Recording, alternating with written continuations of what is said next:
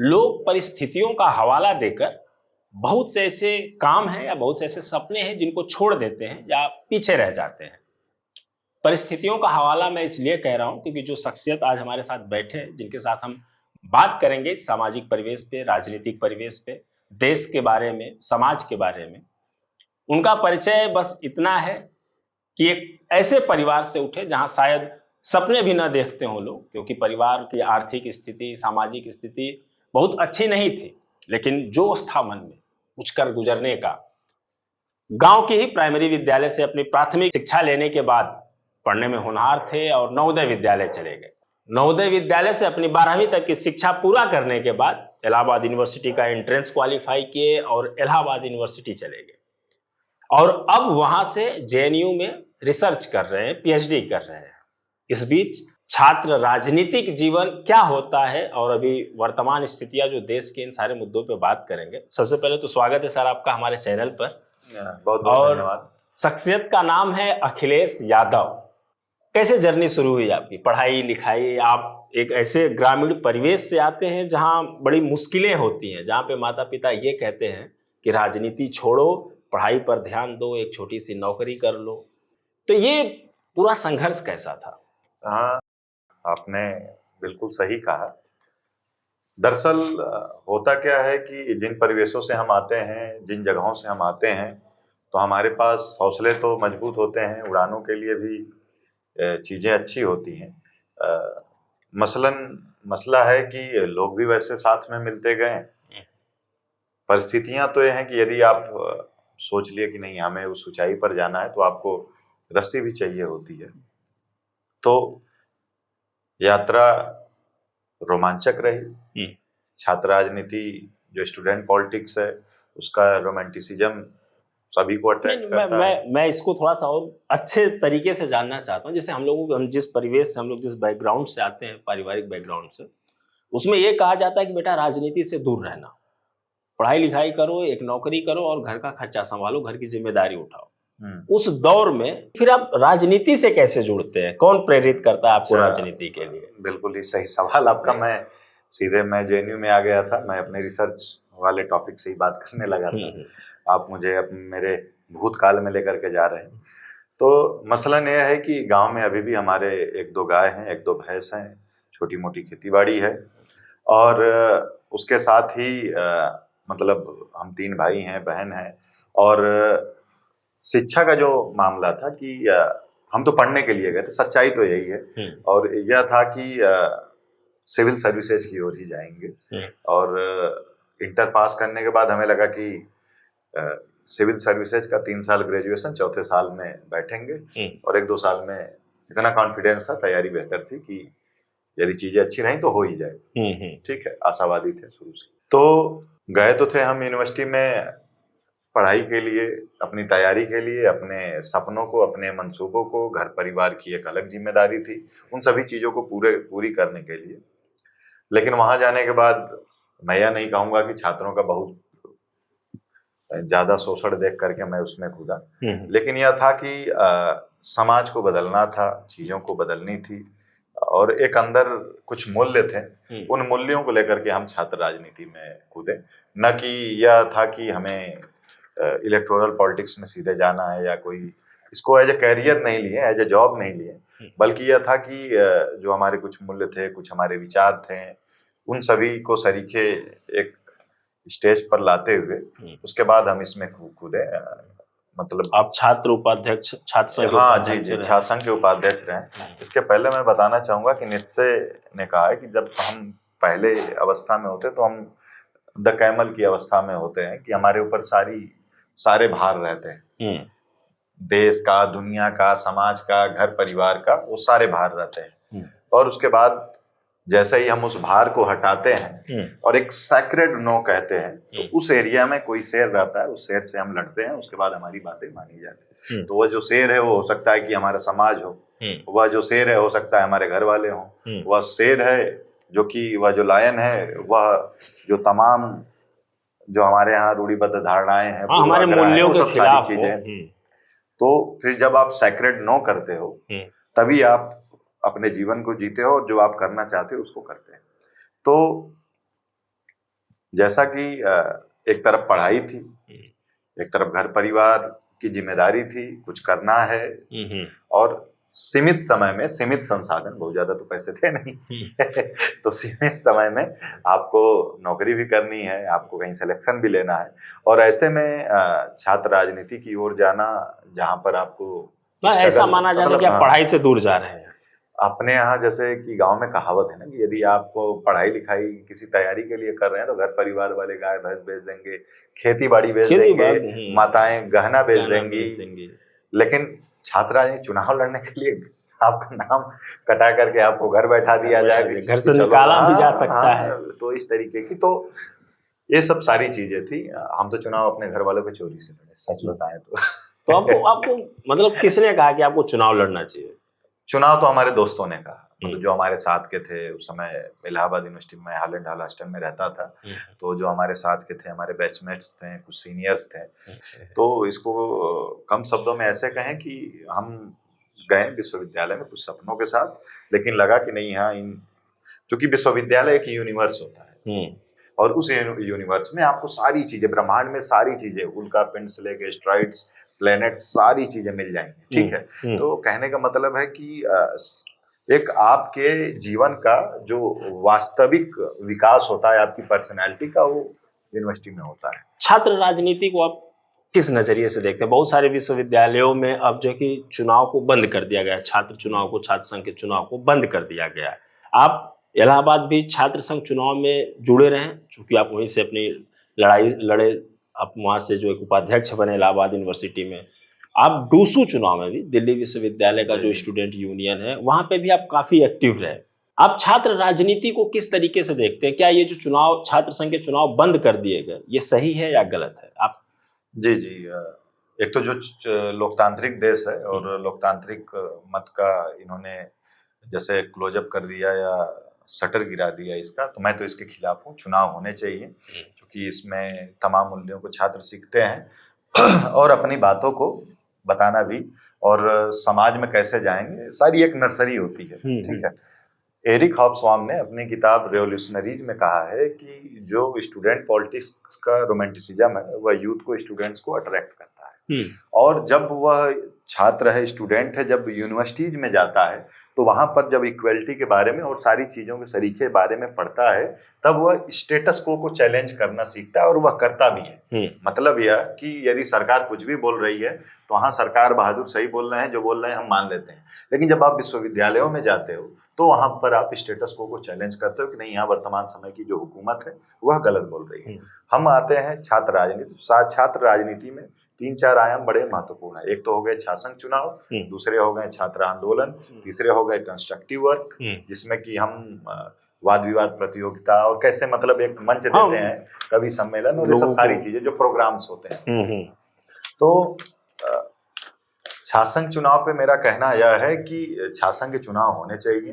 हमने इलाहाबाद विश्वविद्यालय का स्वयं चुनाव लड़ा। यदि हम छात्र राजनीति नहीं रहती तो हम यहाँ तक नहीं पहुँच पाते हैं, या जो जानकारियाँ मिली, जो हमने सीखा, जो पर्सनैलिटी शेप हुई, जो एक दायरा बढ़ा चीज़ों को देखने का, जानने का, समझने का, वह नहीं हो पाता।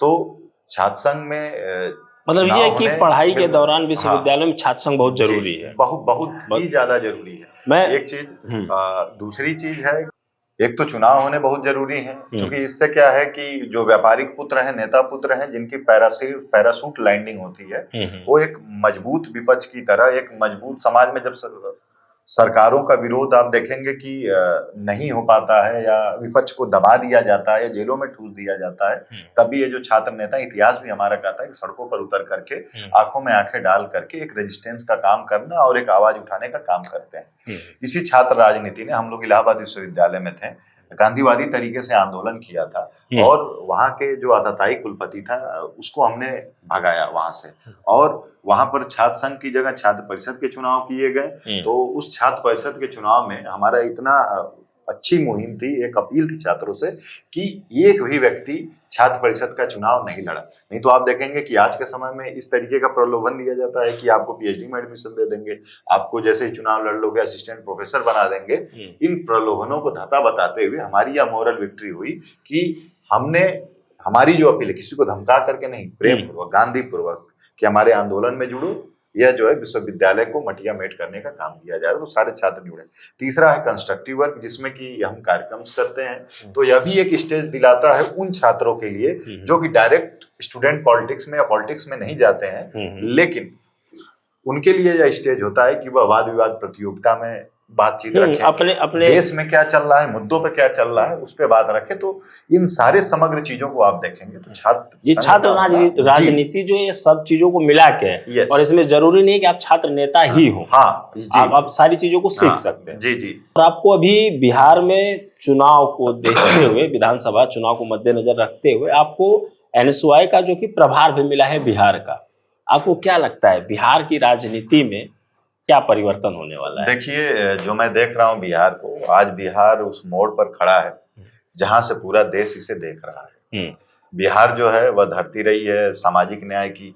बिहार जो धरती रही है जहां पर गौतम बुद्ध को ज्ञान प्राप्त हुआ बोधि वृक्ष के नीचे। बिहार वह धरती रही है कि जहां पर महात्मा गांधी ने अपना पहला आंदोलन चंपारण में किया, जब अफ्रीका से लौट कर। तो बिहार जो है एक तरफ सामाजिक न्याय की भूमि रही है, तो वहीं पर भोजपुर का जो आंदोलन था, आप देखेंगे कि जो गैर बराबरी को लेकर के वो अपने क्रांतिकारी गतिविधियों के लिए भी जाना जाता है। मिथिला की अपनी एक सांस्कृतिक विरासत रही है। तो बिहार जो देश को, विश्व को एक जगह एक रास्ता दिखाने का काम कर रहा था, पूरे अपनी ऐतिहासिक पृष्ठभूमि से लेकर के, स्वतंत्रता आंदोलन से लेकर के, बाद के भी आंदोलन में, आजादी के बाद के भी आंदोलन में जिनका हमने नाम लिया, एक महत्वपूर्ण भूमिका में रहा। लेकिन आज के समय में जो वहां का यूथ है वह अशिक्षित तौर पर एक जो अनस्किल्ड लेबर या बाहर एक अपने जीवन जीने की जो प्रत्याशा है, जीवन जीने की आशा को बिहार में नहीं बल्कि पंजाब से लेकर के कर्नाटका में या हरियाणा में एक प्रवासी मजदूर की तौर पर देखने के लिए मजबूर है। तो हमारी जो लड़ाई है उन मूल्यों के साथ साथ इन सभी सरीखे, इन सभी मुद्दों को लेकर के लड़ाई है। और सबसे बड़ी बात कि सबसे बुरी स्थिति यदि वहां पर है, एक समय था नीतीश से और मोदी से वहां के जो छात्र थे, बहुत आशा थी कि 2 करोड़ रोजगार देंगे, स्टार्टअप देंगे। लेकिन आज के समय में सबसे ज्यादा हताश कोई है वहां पर, तो ये यूथ है, यह बिहार के युवा हैं, बिहार के छात्र हैं। और पेपर लीक धड़ल्ले से एसएससी के एग्जाम, अभी आंदोलन हुआ, सीएम साहब कहते हैं बिहार के कि पेपर लीक हुआ ही नहीं है। अब यह बात ऐसे है कि नीट का पेपर लीक होता है और देश के शिक्षा मंत्री धर्मेंद्र प्रधान कहते हैं कि यहाँ पर तो कोई लीक ही नहीं हुआ है, जबकि सुप्रीम कोर्ट यह मानती है कि लीक तो हुआ है, इसमें कोई डाउट नहीं है, लेकिन यह किस स्केल पर लीक हुआ है हम उस पर विवेचना कर रहे हैं। और यह जानते हैं यह बयान कहाँ से आता है? यह बयान इनके हेडमास्टर है मोदी। वह बोलते हैं कि न कोई हमारे देश में घुसा है, न कोई हमारे देश में आया है, बल्कि हम तो दूसरे जगह पर चले गए हैं। यह इनके हेडमास्टर मोदी जी का बयान है, जबकि चाइना इतना घुस चुका है आपकी बाउंड्री में। मैं आऊंगा, आपकी राजनीतिक चर्चाओं पे आऊंगा। मैं अभी आपसे बात कर रहा था, आपकी जर्नी देखा कि आप नवोदय से इलाहाबाद से जेएनयू, और यहाँ पे आप पीएचडी कर रहे हैं, रिसर्च कर रहे हैं। जेएनयू को लेकर आप क्या सोचते हैं? क्योंकि वर्तमान सरकार या वर्तमान सरकार के कुछ लोग जो जेएनयू को बहुत गलत कहते हैं, बहुत भला बुरा कहते हैं। आपका क्या विचार है कि क्या जेएनयू पे जो आरोप लगाए जाते हैं वो सच है, या जेएनयू का कुछ बुनियादी स्तर अच्छा है? जेएनयू शुरू से ही रेजिस्टेंस की धरती रही है, हमेशा से ही विरोध की धरती रही है। जेएनयू जो है आपको जीवन जीने का तरीका सिखाता है।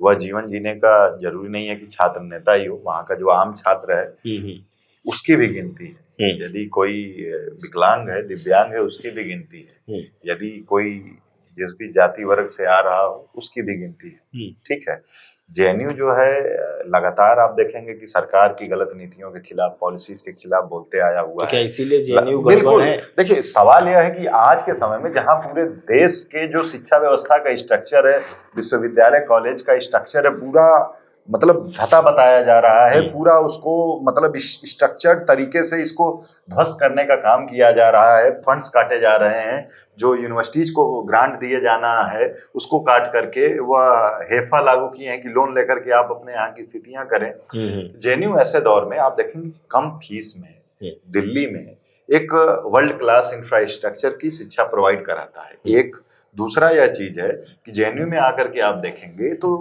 पूरे देश का वहां पर कल्चर है। जी कल्चर है और पूरे देश की वहां पर हिस्सेदारी है। हर देश के कोने कोने से वहां पर छात्र आकर के पढ़ते हैं और इतने अटैक के बाद, इतने इनके हमलों के बाद भी जेएनयू जब पूरी विश्वविद्यालयों की लिस्ट आती है तो उसमें टॉप रैंकिंग में आता है। महत्वपूर्ण सवाल यह है कि जहां आप देखेंगे कि बिहार पे चूंकि चर्चा है तो बिहार के विश्वविद्यालयों को मारा के एकदम खत्म कर दिया।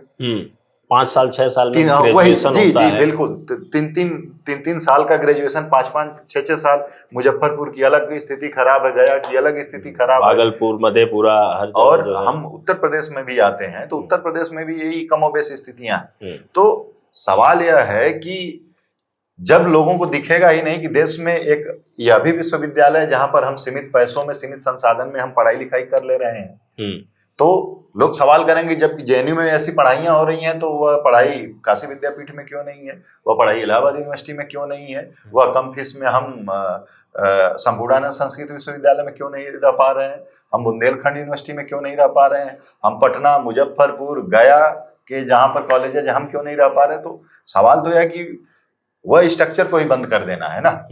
जेएनयू को जब खोला गया तो इंदिरा जी का एक ड्रीम प्रोजेक्ट था, तो वह देखी कि भाई सबसे पहले तो हमारा ही विरोध है, यानी उसी समय वह बंद कर देती।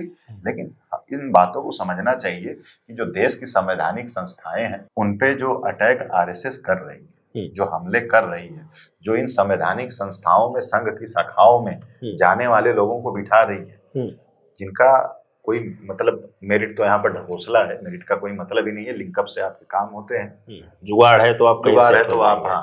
तो संघ की शाखाओं में जिनको मतलब अहर्ता भी नहीं पूरी है, योग्यता भी नहीं है, वो बैठा हुआ है, तो जब आप उसको देंगे चलाने के लिए वे सारी संस्थाएं, तो संघ का एजेंडा ही फैलाएगा ना। तो इनके लिए सवाल यह है कि क्या इनके लिए शिक्षा महत्वपूर्ण है भी या नहीं भी है। मेरे पास एक डेटा है कि इलाहाबाद यूनिवर्सिटी में सन 1969-70 के करीब में वहां पर 42% ब्राह्मण स्टूडेंट थे, ठीक है, 24% स्टूडेंट कायस्थ थे। यह मेरा डेटा नहीं है, वाल्टर एंडरसन ने रिसर्च किया, आलोक पंत ने उस पर रिसर्च किया, उनका डेटा है। 42% ब्राह्मण, 24% कायस्थ, 14% राजपूत थे। उसके बाद जो और सारी आबादियां हैं, ओबीसी, एससी, एसटी, आदिवासी का मामला था। तो सवाल यह है कि यह 1970 का आंकड़ा है, जब बोला जाता है कि इलाहाबाद यूनिवर्सिटी अपने स्वर्णिम दौर में था, तो सवाल यह भी तो है कि उसमें जो सामाजिक न्याय की बात होती है कि अन्य जो बिरादरियां रही हैं, अन्य जो कास्ट के या अन्य जो वर्ग के लोग रहे हैं, वो कितने थे। अब है क्या कि उन विश्वविद्यालयों में जब इन आबादी के लोग पहुंचे हैं तो अब बोला जाने लगा कि इलाहाबाद यूनिवर्सिटी खत्म हो गई, ढह गई, बर्बाद हो गई। वही इलाहाबाद यूनिवर्सिटी है। जेएनयू जब तक अपर क्लास के लोग या अपर कास्ट के लोग वहां पर थे और मतलब जो वहां पर कुछ ही लोगों का बोलबाला था या पढ़ाई लिखाई से लेकर के सारी चीजें, जब ये आबादी पहुंची वहां पर ओबीसी, एससी, एसटी, उसके बाद अब बोला जाने लगा कि जेएनयू भी बर्बाद हो गया, नक्सलवाद का वो सवाल यह है कि जो इन आबादियों से बच्चे वहां पर गए तो धीरे धीरे जो अपर क्लास है उनकी आबादी गलगोटिया, अमेठी या विदेश के विश्वविद्यालयों में जाना शुरू कर दी, क्योंकि उनके पास पैसे हैं। लेकिन ये जो आबादी किसी तरह पहली पीढ़ी की पढ़ लिख करके मतलब किसी तरीके से संघर्ष करते हुए इलाहाबाद सरीखे जेएनयू जहां पर पहुंची, उसके पास उतने पैसे नहीं है कि वह गलगोटिया अमेठी में चला जाए, वह विदेश में चला जाए।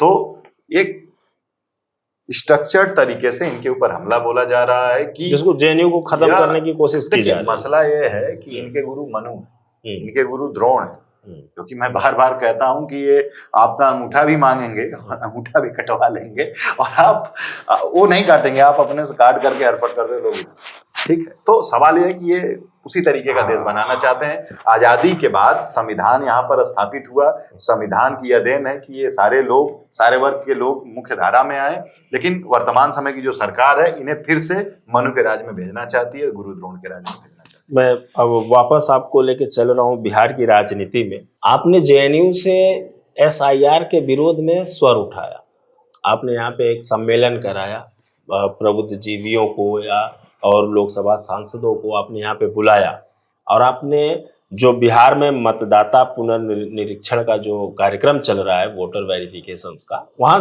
यहाँ से आपने आवाज उठाई और फिर आपको बिहार में जाना और उसके खिलाफ आवाज उठानी भी है। वोटर वेरिफिकेशन जो SIR है, आप इसको किस नजरिए से देखते हैं? ये सही है या गलत है? क्योंकि लोगों का कहना है ये तो वोटर्स जो है उनकी पहचान की जा रही है, तो इसमें गलत क्या है? देखिए बिल्कुल सही आपका मुद्दा है, हम उसकी परिभाषा में नहीं जाते हैं। हम सीधे तौर पर हम मूल मुद्दे पर आते हैं कि जो हमारे यहाँ JNU में भी डिस्कशन हुआ, जो एक निकल करके हमारी चर्चा से जो बातें हैं कि यह देश में जानबूझ करके सांप्रदायिक माहौल बना रहे हैं।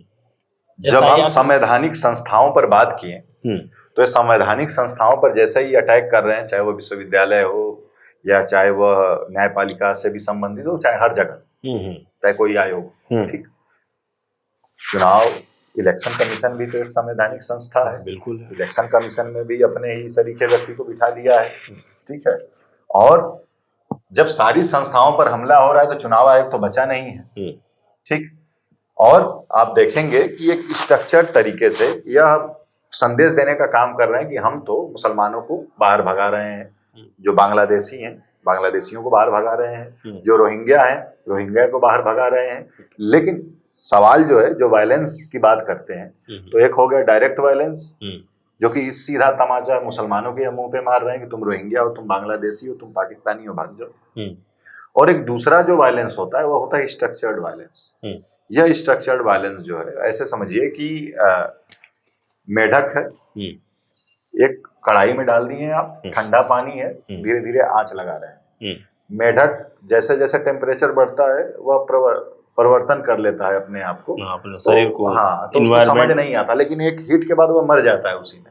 तो जो स्ट्रक्चर्ड वायलेंस है, यह स्ट्रक्चर्ड वायलेंस इस देश के OBC SC ST के ऊपर किया जा रहा है, उनके खिलाफ किया जा रहा है धीरे धीरे। या मेढक वाली जो अवस्था है, या मेढक देश का OBC SC ST है जिसके ऊपर स्ट्रक्चर्ड वायलेंस हो रहा है, उसको समझ में नहीं आ रहा है।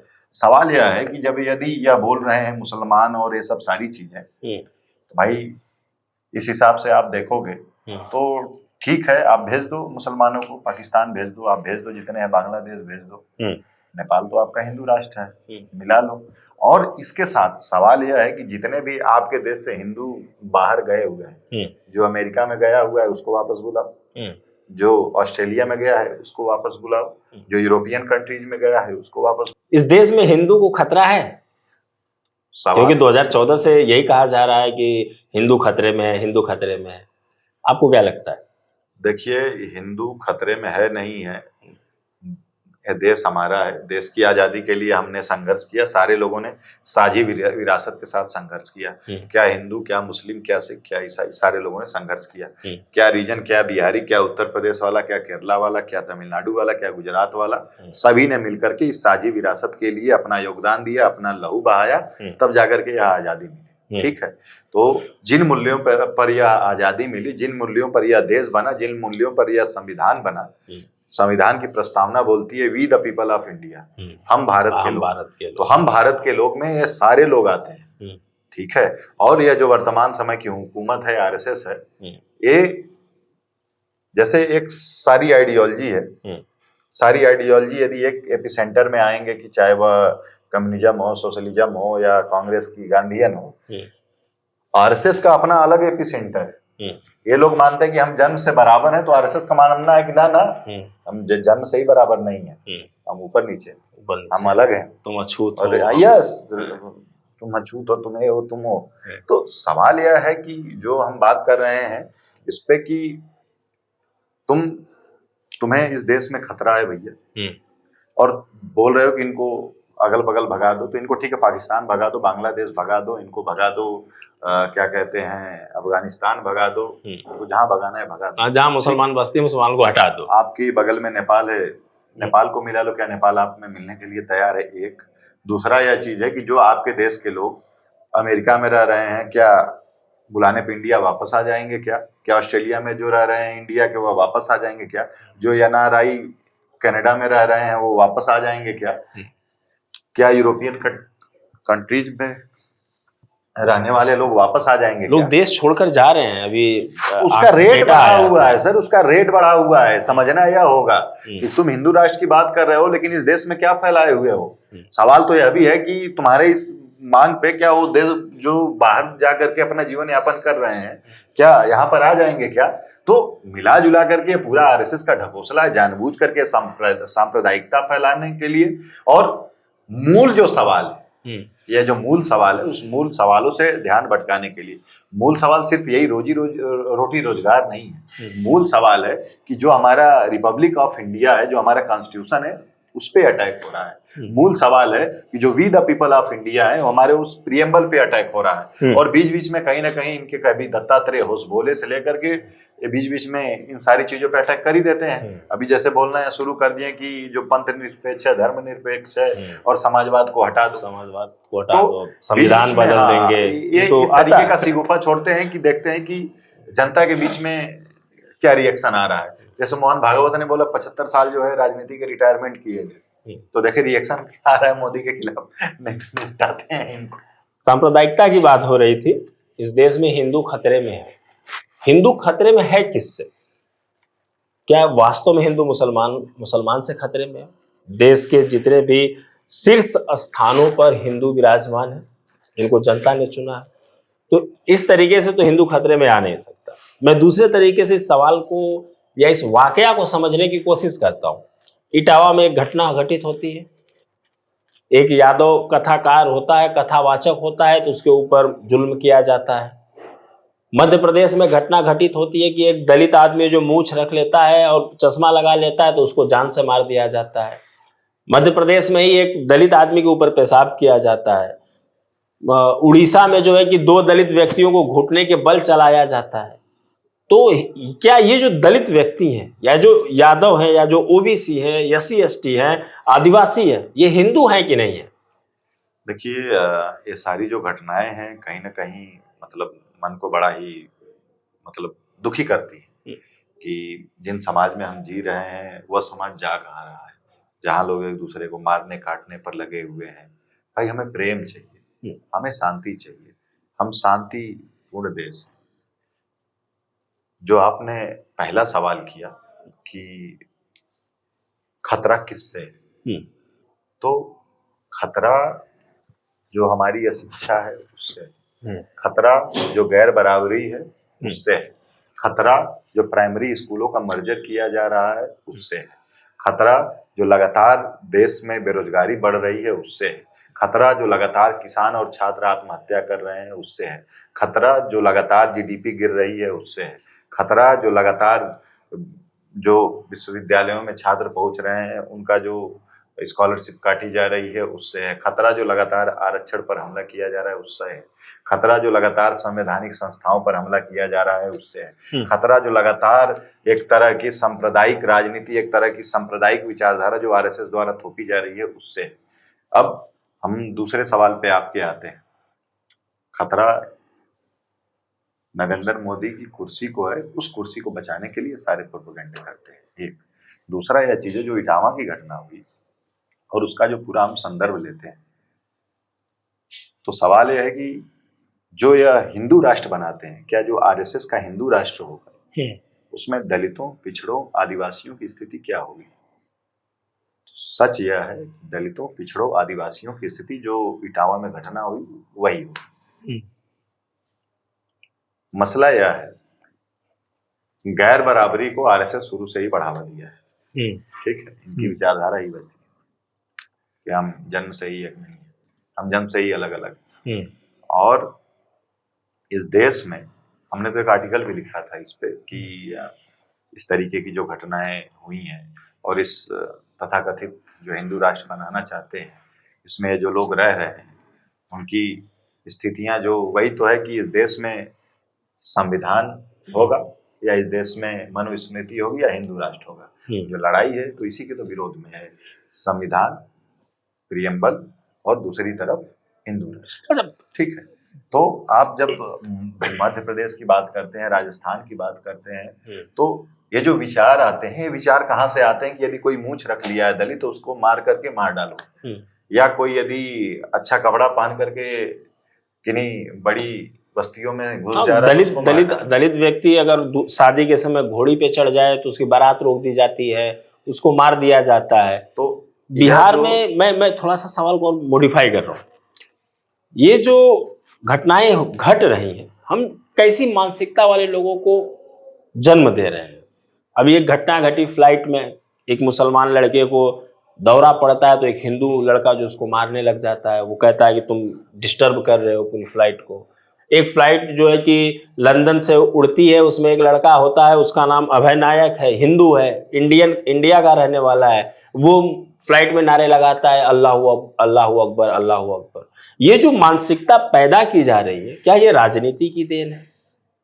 आपको क्या लगता है? मैं बता रहा हूँ कि एक तो जो गैर बराबरी जो आरएसएस जिनके विचार लेकर के चलती है, इनके मनुस्मृति के मनु बाबा से लेकर के चलते हैं, और व्यक्ति मर जाता है लेकिन विचार नहीं मरता। तो ये विचार सदियों से इनके चले आ रहे हैं गैर बराबरी के, और सदियों से ये जो बहुजन आबादी है यहाँ की शोषित रही है, वंचित रही है, पीड़ित रही है, जिसको दबाया गया है। बाबा साहब भीमराव अम्बेडकर ने संविधान बनाया, उसके बाद से प्रथम पंक्ति में आने का मौका मिला। लेकिन जो बाबा साहब ने बोला कि सिर्फ राजनीतिक बराबरी हम ला देंगे, तो इसका मतलब यह नहीं है कि सभी चीजें बदल जाएंगी। जब तक हम आर्थिक और सामाजिक बराबरी नहीं लाएंगे, या राजनीतिक बराबरी भी हमारे किसी काम की नहीं काम की नहीं। तो धीरे धीरे हम सामाजिक और राजनीतिक आर्थिक बराबरी की ओर बढ़ रहे हैं। लेकिन एक तरफ क्रोनी कैपिटलिस्ट है, तो एक तरफ 5 किलो राशन लेने वाली लाइन में लोग लगे हुए हैं। मूल सवाल पर आते हैं तो आरएसएस का जो विचार है वह जो ह्यूमैनिटी है, जो मानवता है, उसी के खिलाफ की है। ये बेसिकली यह जो लड़ाई है सिर्फ सत्ता और इधर उधर करने की लड़ाई नहीं है, यह लड़ाई है मानवता बचाने की लड़ाई। यह जिस हिसाब से आप देखेंगे कि कत्लेआम अलग मचाए हुए हैं, और लोगों के दिमागों में लगातार इनके जो फैक्ट्रीज हैं वहां से इस तरीके के विचारों का रोपण किया जा रहा है। बिहार में चुनावी लड़ाई कैसे लड़ेंगे आप?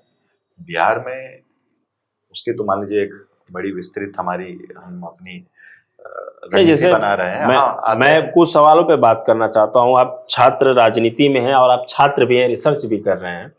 अभी जो है कि प्रोटेस्ट हुआ एसएससी को लेकर, कुछ दिन पहले पुलिस वालों का प्रोटेस्ट हुआ। गोरखपुर की घटना आपने देख लिया कि किस तरीके से ट्रेनिंग जो पुलिस महिलाएं थी उनके ऊपर जो किस तरीके का 400-500 थी, तो किस तरीके वो रोड पे आके अपने विरोध को दर्ज किए। इससे पहले बैंक वालों ने किया, शिक्षकों ने किया, स्कूल मर्ज किए जा रहे हैं। इन सारे मुद्दों को छोड़कर आज भी बिहार के जो चुनावी रैली हो रही है, जो भाषण हो रहे हैं, उसमें अलग अलग तरीके के लुभावने प्रलोभन दिए जा रहे हैं। आप कैसे लड़ेंगे? आप कैसे ये जो 14-15 सालों से, जो 2014 से जो ये भाषण दिए जा रहे हैं, हिंदू खतरे में है, हम देश को ये बना देंगे, वो बना देंगे, और मुझे ऐसा लगता है मीडिया का बहुत बड़ा तबका है जो उस विचारधारा के लोगों को बढ़ावा दे रहा है। जो आम आवाज है, जो सामाजिक समरसता की आवाज है, उसको मीडिया कहीं ना कहीं कम कवर करता है। पूरे देश में एक माहौल बना दिया गया है कि हिंदू खतरे में है, धर्म खतरे में है।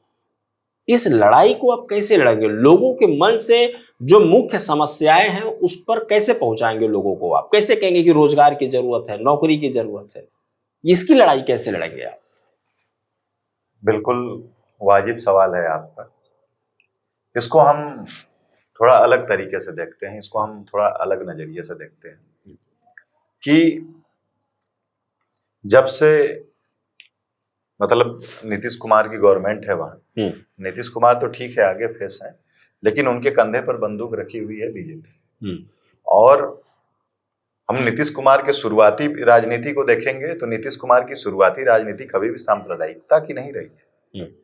नीतीश कुमार मतलब बिहार में इस तरीके की राजनीति की है कि पिछड़ा तो अति पिछड़ा, दलित तो महादलित, उसमें भी वर्गीकरण की। ठीक है, इससे क्या होता है कि सभी लोगों का विकास होता है, जिन पे हमारा फोकस नहीं जाता है उस पर भी जाता है। लेकिन हमें यह भी ध्यान देना होगा कि इन 15 सालों में कहीं ना कहीं पीछे से जो प्रोपेगेंडा वार है, जो डिस्कोर्स खड़ा करने की और मारने काटने की जो यह डिस्कोर्स है कि नहीं यहाँ मुसलमान आ जाएंगे सबको खत्म कर देंगे, तो यह आरएसएस बीजेपी का प्रोपेगेंडा है। और उनके कंधे पर जैसे यह चेयर है, चेयर पे मोदी बैठे हैं तो गोद में आकर के नीतीश बैठ गए।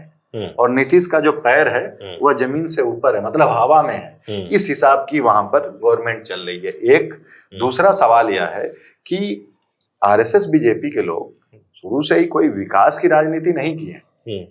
ये इनकी जो राजनीति है वो मार काट की ही है।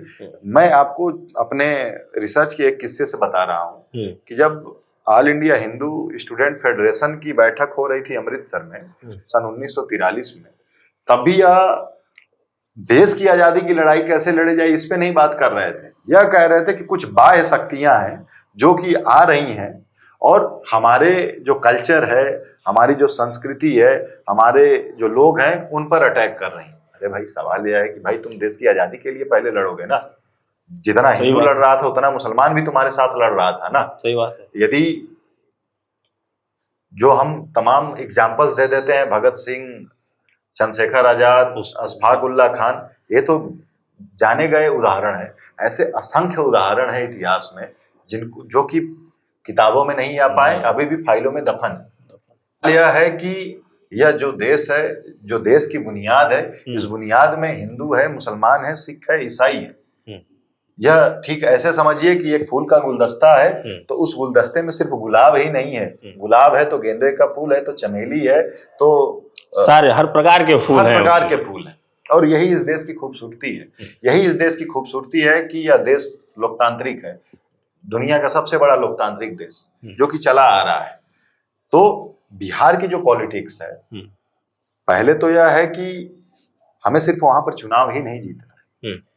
हमारी यह भी लड़ाई है कि जो मनुष्य है उसको हम मानवता कम से कम सिखाएं। जो रोज वायलेंस उनके दिमागों में डाला जा रहा है, जो रोज हेट उनके दिमागों में डाला जा रहा है, जो रोज घृणा उनके दिमागों में डाला जा रहा है। कहने को आप चुनाव जीत जा रहे हो, लेकिन आप समाज को कैसा बना रहे हो, आप इस देश को कैसा बना रहे हो, आप जो इतने समय की हमारी यात्रा चली आई है, जो हमारी एक लिगेसी चली आई है, वो आप उसको कैसा बना रहे हो, जो साझी विरासत रही है आप उसको कैसा बना रहे हो।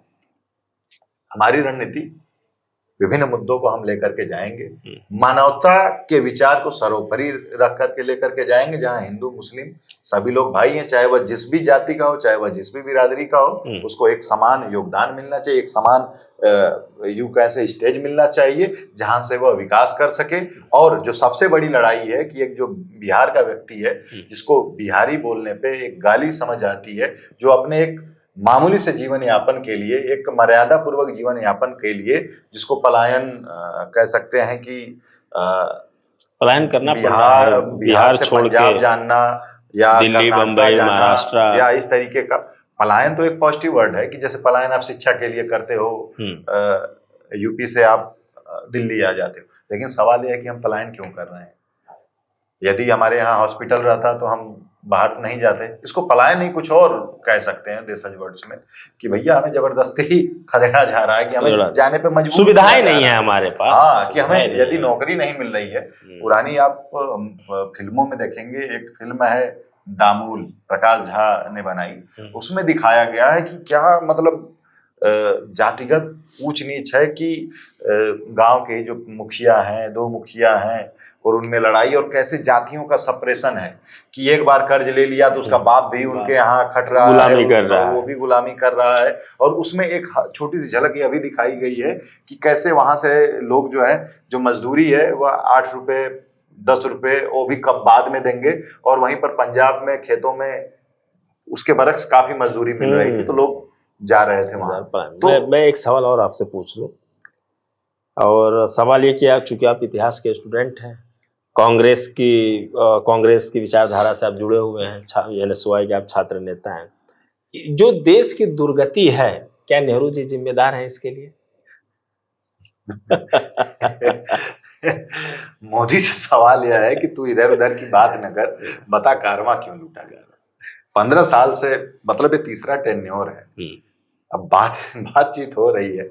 यदि कोई भी व्यक्ति इतिहास का स्टूडेंट है, और जब इस देश की जो बुनियाद जब रची जा रही थी, हिंदू मुस्लिम तो यह कर रहे हैं, लेकिन एक इस देश की मैं सच्चाई आपके समक्ष रखना चाहूंगा कि भारत पाकिस्तान बना, एक विभत्स बंटवारा हुआ तो बहुत से लोग गए, यहाँ से पाकिस्तान गए, लखनऊ से लेके अवध से लेकर के हाँ हाँ, बहुत लोग सारे गए लोग गए। पाकिस्तान, और पाकिस्तान से भी लोग यहाँ पर आए। वापस आए। और बहुत से लोग यहाँ पर, मैं डायरेक्ट बोल रहा हूँ, मुस्लिम कम्युनिटी के लोग यहीं पर रुके। तो वह किसके विश्वास पर रुके? वह विश्वास था गांधी का, वह विश्वास था नेहरू का, वह विश्वास था पटेल का, वह विश्वास था मौलाना अबुल कलाम आजाद का। तो सवाल यह है कि जब हमारे देश, जब वह हमारे विश्वास पे रुके, तो एक बड़ी जिम्मेदारी आपकी होती है कि उनको भी यह महसूस कराना कि यह देश या परिवार या समाज आपका भी उतना ही है जितना हमारा है। ठीक है, यहाँ से यात्रा हमारी शुरू होती है। और इतिहास में तो यह भी दर्ज है कि जब देश आजाद हुआ तो सुई भी नहीं यहाँ पर बनती थी। तो वहां से हमारे साथ बगल में पाकिस्तान भी आजाद हुआ और हम भी आजाद हुए। दोनों की यात्राओं को आप देखेंगे तो हमने अपने यहाँ संवैधानिक संस्थाओं का निर्माण किया, स्थापित किया। हमारे यहाँ चुनाव हुए, हमारे यहाँ एम्स खुले, हमारे यहाँ विश्वविद्यालय खुले, हमारे यहाँ न्यायपालिका बनी, हमारे यहाँ जो न्यायपालिका थी वो सुचारू रूप से चली, कार्यपालिका ने अपना काम किया। लोग जो है गेहूं से लेकर के अनाज से लेकर भुखमरी का जो अकाल पड़ता था, इन सभी चीजों पे हमने ग्रीन रेवोल्यूशन, व्हाइट रेवोल्यूशन, एक प्रकार से देश को बनाया। इसके बरक्स वहीं पाकिस्तान हमारे साथ आजाद हुआ। वहां की स्थिति क्या रही कि मिलिट्री रूल, अयूब खान, कौन कौन से सब बन गए। तो हमारे यहाँ जो देश बना वह हिंदू राष्ट्र या मुस्लिम राष्ट्र पर नहीं बना, हमारे यहाँ साझी विरासत, साझी भागीदारी पर बना। पाकिस्तान धर्म के आधार पर बना, धर्म के आधार पर उसकी स्थिति क्या रही, और उतने दिन से यात्रा करके आ रहा, पता नहीं कितनी बार मिलिट्री शासन लगा दिया। और अपने देश को आप देखेंगे कि हमारी पिलर, हमारे जो स्तंभ इतने मजबूत रहे कि आज तक चले आ रहे हैं, और हमारे पूरे विश्व में बोला जाता है कि हम एक ग्रेट डेमोक्रेसी कंट्री है। ठीक है, तो एक साझी लड़ाई, साझी विरासत। अब समझिए कि वह हमारे पुरखे ऐसे रहे हैं कि जो इतने विजन वाले थे कि नहीं, यह देश की जो बुनियाद है हम धर्म पे नहीं रख सकते, हम जाति पे नहीं रख सकते, साझी बुनियाद होगी। और उसी बुनियाद अभी तक चली आ रही है। और लगातार ये जो अटैक है ना आरएसएस का, सांप्रदायिकता और ये सब सारी चीजें, अभी तो वो मुसलमानों को कर रहे हैं। आने वाले समय में अगला टारगेट यही मेढक है और इसी SC/ST, जो मैंने अपनी कथा में बताया। एक कंक्लूडिंग रिमार्क मैं ये दूंगा कि इस देश में जो लड़ाई है वह मानवता को बचाने की लड़ाई है। मैं सच बता रहा हूं कि ये जो वर्तमान समय में सत्ता में लोग हैं, ये सिर्फ सत्ता नहीं चला रहे, मानवता के खिलाफ के लोग हैं। ये मानवता के खिलाफ की विचारधारा है जो हमारे देश का छात्र है, जो हमारे देश का यूथ है, जो हमारे देश का एक बड़ा हिस्सा जो मीडिया को देख रहा है, सोशल मीडिया को देख रहा है। वह जो है इस घृणा को, हेट को, सांप्रदायिकता को त्यागे, प्रेम को, मनुष्यता को, मानवता को अपनाए। और जीवन में खुश वही है जो मानवता के लिए चलता है, जो प्रेम के लिए लड़ता है। और हमारे नेता भी बोलते हैं कि हम नफरत के बाजार में मोहब्बत की दुकान खोलने आए हैं। तो इसके पीछे एक बड़ी फिलॉसफी है, बड़े बड़े फिलोसफर्स ने इसकी बात कही है, चाहे वह महात्मा बुद्ध हो, चाहे वह महात्मा गांधी ही क्यों, बड़े बड़े फिलोसफर्स ने प्रेम की बात कही है। घृणा से विकास नहीं, विनाश होगा। मीडिया को आप कैसे देखते हैं, भारतीय मीडिया को? भारतीय मीडिया को ऐसे पूछे कि 10 में से आप कितने नंबर कितने नंबर देंगे? ये अल्टरनेट मीडिया, सोशल मीडिया है। अल्टरनेट मीडिया जो यूट्यूब के चैनल्स आ गए हैं, नहीं तो ये अपना प्रोपेगेंडा तो अभी भी चला रहे हैं। और आप देखेंगे कि ये TRP के लिए कुछ भी कर देंगे। और जो सांप्रदायिकता और जो मानवता पर अटैक जो कर रहे हैं, तो ये कहीं ना कहीं ये जो मीडिया है वह भी कर रही है कि दिन भर जो मूल मुद्दे हैं उनको न दिखा करके, कि जो वायरल जो चीजें हो रही है ना, कि पहले अमेरिका बोलता था कि तुम क्या हो, तो अब हम कहते हैं मोदी जी के आने के बाद तू क्या है बे। तो मीडिया का भी काम इसी तरीके का है कि हमारे यहाँ जो देश में तमाम समस्याएं हैं, छात्र से लेकर के यूथ तक, चाहे वह तमाम सामाजिक समरसता को लेकर के बहुत सारी समस्याएं हैं, लेकिन उधर ना ध्यान हटा करके लगातार ट्रम्प 25% टैरिफ लगा रहा है, सीधे बोल रहा है कि हमने भारत और पाकिस्तान का जो युद्ध है वो रुकवा दिया, मैनेज कर दिया। और संसद में मोदी जी ट्रम्प का नाम तक नहीं ले पाते हैं कि नहीं हाँ वह झूठ बोल रहा है, वह गलत बोल रहा है। बोलेंगे कि मेरी तो तू तड़ाक से बात होती है, ट्रम्प तो मेरा दोस्त है। तो साथियों हमें समझना होगा कि एक नेहरू थे, एक इंदिरा थी, एक मनमोहन सिंह थे, इन्होंने शांतिपूर्वक बहुत उस तरीके का काम किया जो कि देश की बुनियादी ढांचे को बनाया। बांग्लादेश का भी युद्ध हो रहा था, निक्सन ने बोला कि हमारा 7वां बेड़ा जो है वह पहुंचने वाला है, तो इंदिरा गांधी ने वह मजबूत स्टैंड लिया कि 7वां बेड़ा हो चाहे 77वां बेड़ा, ये हमारे देश का आंतरिक मामला है, हम खुद निपट लेंगे। तो हमें इस तरीके की एक राजनीतिक नेतृत्व चाहिए, यह नहीं कि आप सूट बदलें, आप छोटे छोटे देशों में भी घूम लिए और बोले ट्रम्प हमारा तो तू तड़ाक में बात होती है, दोस्त है, और अगले दिन 25% टैरिफ लगा दिया। तो साथियों इससे भी हमें जानना होगा। बहुत बहुत धन्यवाद सर। Thank you.